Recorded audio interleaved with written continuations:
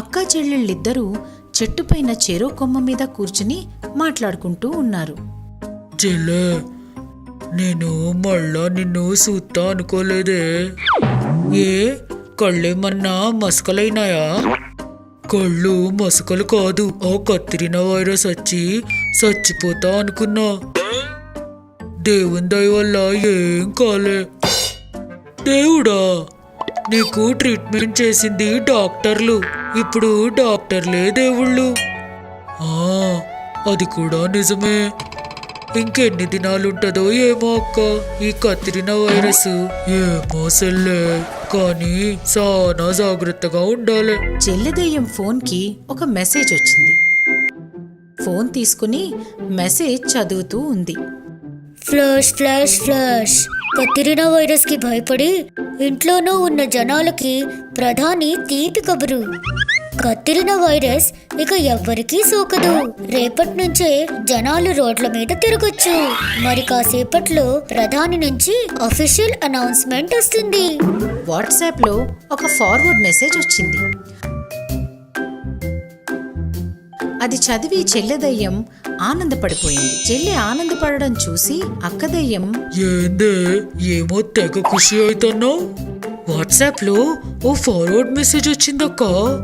కత్తిరిన virus కి భయపడాల్సిన అవసరం లేదంట. అవన్నీ ఫేక్ వార్తలు, నమ్మొద్దు. ఫేక్ వార్తలు ఎందుకు పంపిస్తారు? నిజమే అయ్యుంటది. ఇక ఆగేదే లేదు. ఇన్ని రోజులు కడుపు కట్టుకుని చెట్టు మీదనే కూసున్నా. పదక్క, పక్కూరి మీద పడి బాగా దొబ్బి తినొద్దాం. నేను రాను తల్లి. ఇదివరకే నేను దవాఖాన్లో పడి సచ్చేదాన్ని బతికొచ్చిన. ఓ 2-3 నెలల దాకా నేను బయటకొచ్చేదే లేదు. నువ్వు రాకు, నే పోతా అని అనుకుంటూ అక్కదయ్యం ఎంత వద్దని చెప్పినా వినకుండా వెళ్ళి ఎక్కడ పడితే అక్కడ తిరిగి కడుపు నిండా తిని సాయంత్రానికి తిరిగొచ్చి, రాయే అంటే రాకపోతివి, మంచిగా ఊరంతా తిరిగి కడుపు నిండా తినొచ్చిన సాల్తీ అని అంటుండగా చెల్లెదయ్యం ఫోన్కి ఇంకో మెసేజ్ వచ్చింది. మెసేజ్ చదివి చెల్లెదయ్య షాక్ అయ్యి సైలెంట్ గా నిలబడిపోయింది. ఇప్పటిదాకా మంచిగానే ఉంటావు కదనే, ఇప్పుడేమో అట్లా ఏడుపు ముఖం పెట్టినావు అని అనగానే చెల్లెదయ్యం ఏడుపు మొదలుపెట్టింది. ఎంత పని అయిపోయినే అక్క. ఆ ఏడు పాపి ఏమైందో చెప్పు. పొద్దుగాల నేను చదివిన మెసేజ్ అంతా ఫేక్ అంటక్క. ఇప్పుడే ఆ పోలీస్ ఆ ఫేక్ మెసేజ్ పెట్టినోడిని అరెస్ట్ చేసి జైల్లో పెట్టాడంట. నేను చెప్తే విన్నావా మరి? భయమైతుందక్క నాకు. ఏం కాదు, భయపడకు. కత్తిరిన వైరస్ అని భయపడుతూ ఉన్నాం.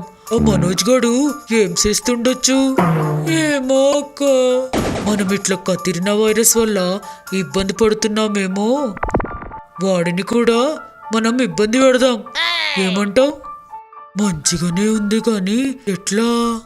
ఆ వైరస్ నా ఒంట్లో ఉన్నప్పుడు దాన్ని నేను దోస్ చేసుకున్నా. ఇప్పుడు నేను రమ్మంటే వచ్చి ఏం చేయమంటే అది చేస్తుంది. జోకులేయకు, నమ్మవా అయితే చూడు అని అనుకుంటూ అక్కదయ్యం కత్తిరిన వైరస్ ని పిలిచింది. వైరస్ రూపంలో ఒక ఆకారం వచ్చి ప్రత్యక్షమైంది. అది చూసి, ఓమో దయ్యం, చల్ ఎడ్డి మొక్కదానా, దయ్యాలం మనమే, అది వైరస్. నన్నెందుకు పిలిచావు ఫ్రెండ్? నువ్వు ఒక అతనికి వైరస్ అంటించాలే అని అంటూ ఉండగా దూరంగా ఒక ఇంట్లో నుంచి హరీష్ అనే అతను బయటకు వస్తూ ఉండగా అతని భార్య అతన్ని ఆపి, ఏడకి పోతున్నావ్? అదేదో వైరస్ వచ్చిందంట, బయటకు పోకు. వైరసా? అది నన్నేం చేస్తదిలే పిచ్చిదానా. అతనికి ఎదురుగా కొంచెం దూరం నుంచి అరుణ్ అనే అతను వస్తున్నాడు. ఆ వైరస్ ముందు వచ్చే హరీష్ని దాక్కుని చూస్తుంది. అది చూసి చెల్లెదయ్యం, అదేంది అచ్చం నీ లెక్కనే ఉంది. అదా మేము లక్షల్లో కోట్లల్లో ఉంటాము. హరీష్కి షేక్ హ్యాండ్ ఇచ్చాడు. అంతే, హరీష్ మీద కూడా వైరస్ వచ్చింది. ఇక చూసినవా, ఇంకో తమ్ముడు కూడా వచ్చేసాడు. అప్పుడే చెల్లిదయ్యం ఫోన్కి ఒక 21 రోజుల పాటు లాక్డౌన్ చేస్తున్నారని ప్రధాని వీడియో మెసేజ్ వచ్చింది.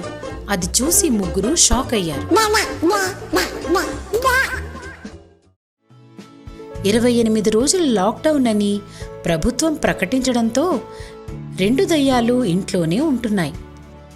అక్క అక్క అక్క అక్క అక్క పొద్దుగాల నుంచి నువ్వు అక్క అని 180 సార్లు పిలిచినావు. కాంటా ఏందో చెప్పావు. ఏముంది చెప్పనీకి? ఎటు పొద్దుపోక నిన్ను పిలుస్తున్నా. ఏం ఆలోచిస్తున్నావు అక్క? అగో ఆకులెన్నున్నాయో లెక్క పెడుతున్నా. ఏంది ఆకులు లెక్క పెడుతున్నావా? మరేం చేయాలి? ఏం పనుంది? అవునక్క, ఇంట్లో కూసుని ఆష్టకొస్తుంది. ఏమన్నా ఆట ఆడుకుందామా ఇద్దరం? ఏం ఆట ఆడుతావే? ఇంట్లో కూసుని ఆడేదే. సరే, ఇంకో రోజు టీవీ ముందు కూర్చుని టీవీ రిమోట్ కోసం కొట్టుకుంటూ ఉన్నాయి. ఏయ్, కార్తీక దీపం సీరియల్ పెట్టు. ఏమొద్దు, నేను సినిమా చూడాలి. లేదు, సీరియల్ చూడాలి. సినిమా చూద్దామని చెప్పినా కదా. Serial, cinema. అంతలోనే కరెంటు పోయింది.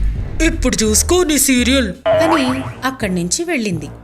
ఇంకో రోజు చెల్లెదయ్యం ఇల్లంతా చేత్తో కొలుస్తోంది. 1, 2, 3. ఏంటే ఇల్లంతా కొలుస్తున్నావు? మన ఇల్లు ఎన్ని జానలుందో అని లెక్క పెడుతూ ఉన్నాక మంచిగుంది గాని అన్నం వండుకోవద్దా? బియ్యం తీసుకురాపో. ఎన్ని తేవాలే? ఇద్దరికి సరిపోయన్ని తీసుకురా. చెల్లెదయ్యం సరే అని అక్కడి నుంచి వెళ్ళింది. బియ్యం డబ్బా దగ్గరకు వెళ్ళి ఎన్ని తీసుకుపోవాలి? చెరో 1000 గింజలు తీసుకుందాం. డబ్బాలోంచి ఒక్కో గింజ లెక్క పెడుతూ తన గిన్నెలో వేసుకుంటోంది. అంతలోనే అక్కదయ్యం వచ్చి, ఏం చేస్తున్నావే? ఇద్దరికి సరిపోయేన్ని బియ్యం లెక్క పెట్టి తీస్తున్నావుక్క. ఆ మాటలు విని అక్కదయ్యం షాక్ అయింది. ఇంట్లో ఉండి బోర్ కొడుతుంది. అట్లా బయటకు పోదామా? బయట కనబడితే పోలీసులు లాఠీ ఇరిగేలా కొడుతున్నారు. ఏం కాదు, సాటుగా పోయి తిరిగొద్దాంపా. మలుపు దగ్గరకు వెళ్లారో లేదో వెనక నుంచి 2 లేడీ కానిస్టేబుల్ వచ్చి వీపు మీద కొట్టారు. అక్కడి నుంచి ఇంటికి పారిపోయారు. రాత్రిపూట ఇంటి వెనక మంచం వేసుకుని పడుకుని ఆకాశంలో చుక్కలు లెక్క పెట్టుకుంటూ ఉన్నారు. ఇంకో రోజు అక్కదయ్యం, చెల్లె బయటకు పోదామే. ఏడికి పోయేది? మొన్న పోతే ఈపు పగిలింది, మర్చిపోయావా? ఏం కాదు, గాళ్ళే ఎగురుకుంటా పోదాం. అక్క, గాళ్ళే పోతే పోలీసు ఏం చెయ్యడు. అలా కాసేపు గాల్లో ఉన్నాయో లేదో ఒక హెలికాప్టర్ వచ్చి 2 దయ్యాల్ని వల వేసి పట్టుకుని పోలీస్ స్టేషన్కి తీసుకెళ్లారు. ఏంది, గాళ్ళే కూడా తిరగనివ్వరా? గాలి నేల అని కాదు, అసలు ఇంట్లో నుంచి బయటకు వచ్చేదే లేదు. లాక్డౌన్ అయిపోయేదాకా ఇంట్లోనే ఉండండి. ఉన్నదో లేనిదో తినుకుంటా ఇంట్లో ఉంటే నిమ్మళంగా ఉంది మొక్కదా. ఇప్పుడు చూడు, నీ వాళ్ళ పోలీస్ స్టేషన్ పడ్డాం. 2 అక్కా చెల్లెళ్ళు జైలు నుంచి విడుదలయ్యి ఇంటికి వస్తున్నారు. వచ్చే దారిలో చెల్లిదయ్యం అక్కదయ్యాన్ని చాలా కోపంగా చూస్తూ ఉంది. ఏందే, ఏమో గుర్కాయించి చూస్తున్నావు? మాషిన మొహందానా. ఇంట్లో ఉందామంటే బయటకు పోదాం, గాళ్ళే ఎగురుకుంటా పోదామని పట్టుకుపోతివి. పోలీస్ స్టేషన్ లో పెట్టిస్తివి. నేనేమన్నా కలగన్నానా పోలీసులు హెలికాప్టర్లో కూడా రౌండ్లు కొడతారని?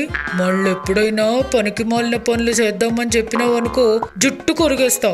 ఏందే, ఏమో పడుతున్నావు కదా అని రెచ్చిపోతున్నావు. పళ్ళు రాలుతా ఏమనుకుంటున్నావో?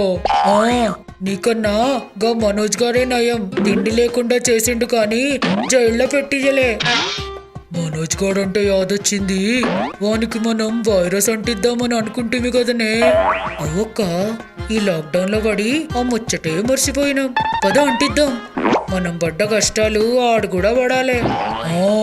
నేను ఇప్పుడే ఆ కత్తిరిన వైరస్ ని పిలుస్తా. అక్కదయ్యం ఆ కత్తిరిన వైరస్ ని పిలిచింది. ఒళ్ళంతా ముళ్లతో కత్తిరినా వైరస్ ప్రత్యక్షమైంది. షేక్ హ్యాండ్ ఇవ్వబోతూ ఉంటే అక్కదయ్యం ఆపి, ఆ అక్కడే ఆగు. నువ్వు ఇది వరకు వచ్చినప్పుడే నేను సావుదాకా పోయొచ్చినా. ఇప్పుడు నువ్వు దూరంగానే ఉండి నేను చెప్పిన పని చెయ్యి చాలు. నేను నిన్ను ఏం చేయలేను. ఇప్పుడు మనం ఫ్రెండ్స్ కదా. ముందు నేను చెప్పిన పని చెయ్యి. నువ్వు వెళ్ళి ఆ మనోజ్ గాడికి వైరస్ అంటించాలే. సరే పదండి. ముగ్గురు కలిసి మనోజ్ ఇంటి దగ్గరికి వచ్చారు. వైరస్ మనోజ్ ఇంటి ముందు అటు ఇటు తిరుగుతూ ఉంది. ఎంతసేపైనా మనోజ్ బయటకి రావడం లేదు. తిరిగిన కాడనే ఎంతసేపు తిరుగుతావు? లోపలికి పో. నేను అలా లోపలికి వెళ్ళాను.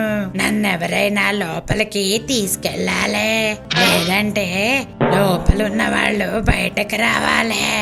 రెండు దయ్యాలు కిటికీలోంచి లోపలికొచ్చి చూశాయి. లోపల మనోజ్ సబ్బుతో చేతులు కడుక్కుంటూ ఉన్నాడు. ఈడేందే సబ్బు అరిగిపోయేలా తోముతున్నాడు? వాడు ఏది అరిగిపోయేట్టు కడుక్కుంటే మనకేంది? వాడిని బయటకెట్లా తీసుకురావాలనో అది ఆలోచించు. వాడు తెచ్చుకున్న ఫుడ్ ఐటమ్స్ అన్నీ తిందాం. మళ్ళా తెచ్చుకోవడానికి బయటకు పోవాలి కదా. పద తినేద్దాం. అక్కడి నుంచి వెళ్లి మనోజ్ తెచ్చుకున్న పళ్ళు, కూరగాయలు, వండుకున్న అన్నం అన్నీ తినేసి పక్కన నిలబడి చూస్తున్నాయి. మనోజ్ చేతులు కడుక్కొని తినడానికొచ్చాడు. గిన్నెలన్నీ ఖాళీగా ఉండడం చూసి, అదేంది, ఇప్పుడే కదా వండుకున్నా, గిన్నె మొత్తం ఖాళీ ఉంది. ఏమై ఉండొచ్చు? ఆ తిండి పిచ్చి దయ్యాలు మళ్ళీ వచ్చినాయా? ఆకలి అవుతుంది, ఏమన్నా తెచ్చుకుందాం. మనోజ్ ఇంట్లో నుంచి బయటకొచ్చి రోడ్డు మీద నడుస్తూ వెళ్తున్నాడు. మనోజ్ వెనక నుంచి వైరస్ గాల్లో ఎగురుకుంటూ వస్తుంది. మనోజ్ ముందుకొచ్చి చూసి వైరస్ ఆశ్చర్యపోయింది. మనోజ్ మొహానికి మాస్క్ ఉంది, చేతులకి గ్లౌజులున్నాయి. అతని జేబులో శానిటైజర్ ఉంది. దగ్గరికి వెళ్లబోయింది కానీ అదేదో ఒక మెరుపొచ్చి వైరస్ దూరంగా పడిపోయింది. ఒక యాంటీవైరస్ రూపంగా తయారైంది. మాస్కుకు 2 కళ్ళొచ్చాయి. గ్లౌస్ 2 చేతులుగా మారిపోయాయి. చిన్న చిన్న కత్తిరినా వైరస్లని ఒక బంతిలా మార్చి మనోజ్ మీదకి విసిరింది. యాంటీవైరస్ బ్యాట్స్మెన్ గా మారిపోయి గ్రౌండ్ అవతలికి కొట్టింది. కత్తిరినా వైరస్ మనోజ్ మీదకి రావాలని చాలా ప్రయత్నాలు చేసింది. కానీ యాంటీవైరస్ మనోజ్ కి ఏం కాకుండా చూశాయి. స్వయంగా మనోజ్ మీదకి వేగంగా వస్తుంది. తన చేతిలో ఉన్న శానిటైజర్ ని స్ప్రే చేసింది. అంతే, ఆ వైరస్ అక్కడికక్కడే పడి చచ్చిపోయింది. అది చూసి 2 దయ్యాలు భయపడి అక్కడి నుంచి పారిపోయాయి. మనోజ్ హ్యాపీగా అక్కడి నుంచి ముందుకు వెళ్ళిపోయాడు. ఇలాంటి మరెన్నో అద్భుతమైన కథలతో మనం మళ్ళీ కలుసుకుందాం.